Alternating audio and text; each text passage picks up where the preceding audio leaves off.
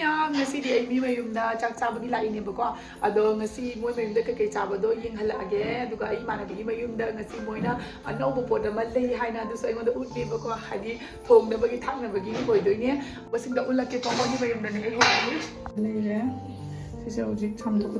Ado miyam ngasi se aigi imanabi sina thongdoini Himachal gi Bhamon upini bako ado mana ngasi thongdoiba chicken se mogi style thongdoini akhoi viral oiba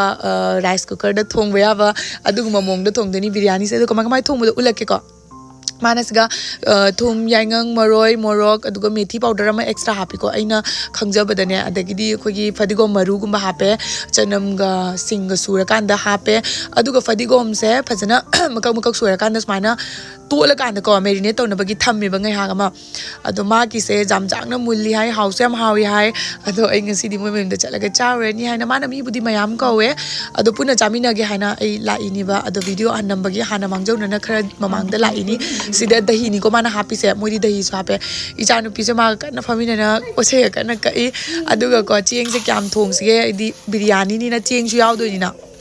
aduna chieng se oli ni ba sigi cup se kyano thong mu ahum khai mari oba male mana thong se adumai to na siga cup siga ola ga thonge do chieng si sumana moi ada gi purak pani hauba chieng ni hai yang na mun ba de di hausau ba ado ai hozik sigi kon siga thongak toini sahale haidi smaina karen gi oba kon da thong ba se na ma da ya ba sa ba ko ado sigi kon se yeng si ya ba ya da right na ahan ba try to doini taste pata thadare aduga kaino maroi thadare siga fadigom maroi jira maroi morok aduga magi sigi kon sigi nungai babu yam yak naga thaw ga sar ga koi khang du mai na chu tor ga ngau ba ga do ya ba do adu do oi ba ko yam satina nungai tilau thadare ko ma hoje tilau se ngai hak phajana ngau ra kan da masala se kam tam da hap ka ba do yeng si aina pura ho ba da gi na loi ba ko ni ko ma na thong ba thak se video lauri se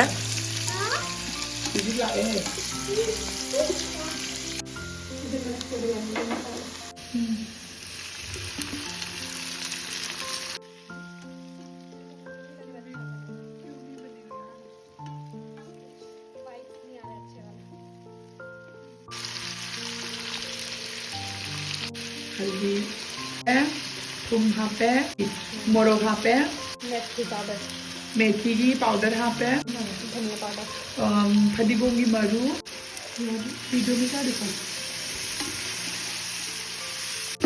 जितने भी लगाएं हमारे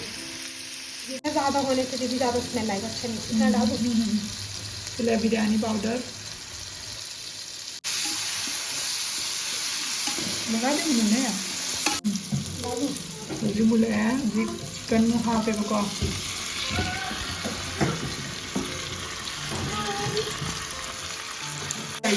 rice cooker का क्या दीदी नहीं होगा पूरा देखो अभी तो पूरा वो देखो मुझे भी लग रहा है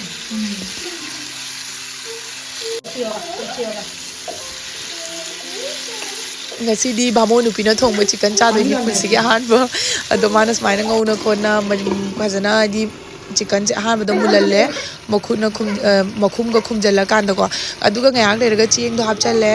aduga cheng sigi matung inna ngasai gi cup tu ga on ki ba do adumaina cup se siga ising se cup manga bu hape ba ko ngasai jen yaw bagi extra ising mu khara yamna hape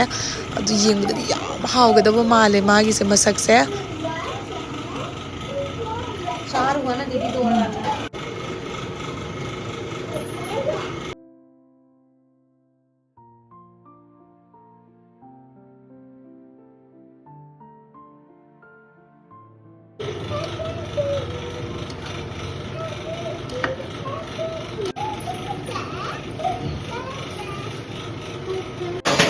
hey aina thongi bo kon se yam satin nungai thau nung chupsan ba su taude mai maming di ko AGARO Regal multi cooking pot hai siga multi functional oi hadi mayam jamna thongba yai makhan gi chak hinjang ising phut pa khot pa loi punamak to ba yai ba ko aina hojik ta ngau bu jam pasana oidra ne duga masagi cup ama duga khabai ama duga siga leire makhum ama smai tawraga pire e duga manungi magi tawa sina non sticky tawa do oidoine अखोइना फेंग चाबा मतमदसु याम साथिना नुंगाइबदो ओये मनुंगिदो अखोइगी नॉन स्टिकी ओइबगी खतंग खक नानबदा जरा जरा कोकपदो ओये siga magi power sisu low high medium tamning mamong da thamba yai ko ase cooking toing da oraga masa matanta phatlauna mula kan da khoi da khangalak podo adusu oye aduga siga sairam da mana khang da thonge kai ginam da khoi nang na ro na khang da khara muk thonge bako ase siga features myam yawe khoi pressure cooker gi control mana overheating to bodo mana protect tawe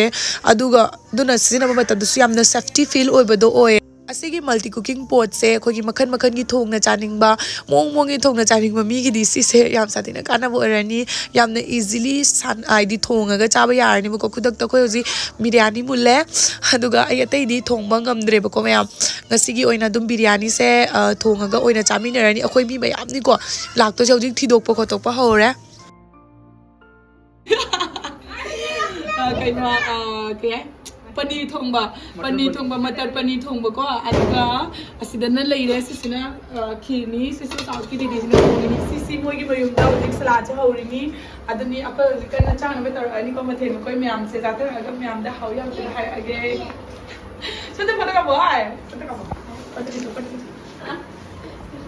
sodi khani ke sath jani di na sa khani ke chini ne jadi to kusna da na khoi mayam punna cha ka khoi building de lady ba khoi imanabi sing dei mai nupa sing loina chaminare phamaga yamna house haugre yamna nungsu nungai gre ngasi gi vlog se yumdagi kera kholaga loisalaga la eduga mayam phamaga chamina bani adu mayam sigi product se noina pamba taraga su ai link description apcharamage mayam check tobio ngasi gi di video se size ga loishin jere ko mayam bye